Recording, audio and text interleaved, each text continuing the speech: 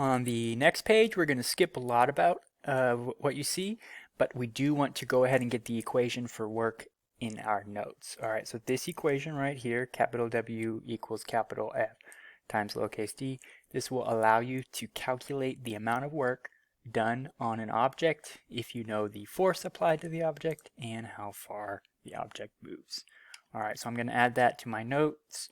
Work equals force times distance.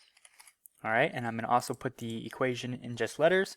Capital W equals capital F times lowercase d.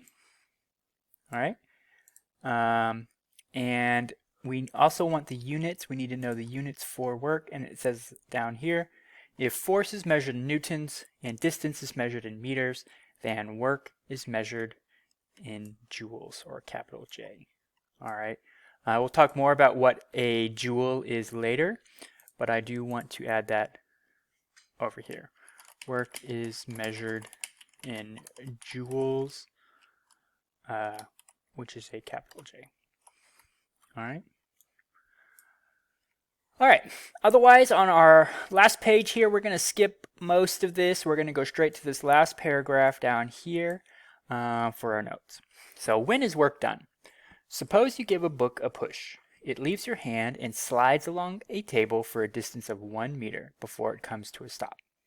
The distance that is used to calculate the work you did on the book is how far the object moves while you apply a force. Even though the book moved a total of 1 meter, you do work on the book only while you touched it. You can only do work on an object while you are applying a force to that object. In figure 3, the girl only did work on the softball while her hand was in contact with the softball. All right, so all this paragraph is telling you is that you can only do work, or work is only done while you are applying a force. All right, so work is only done while applying the force.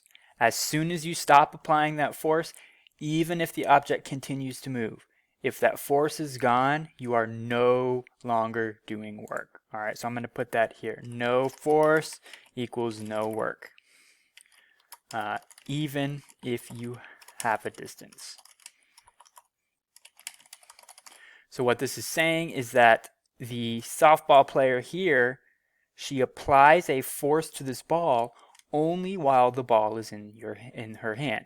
As soon as that ball leaves her hand, even though it continues traveling, even though its distance increases, since the force is no longer applied to it, she is no longer doing work on the ball. And that kind of makes sense. She can't apply a force. She can't do work on the ball if she's not in contact with it.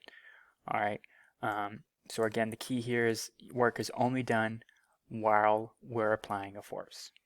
The rest of this section is about machines, which we're not going to worry about. We're going to skip all of this talk about machines and efficiency. So please make sure you have your notes completed. You are going to submit them for a grade.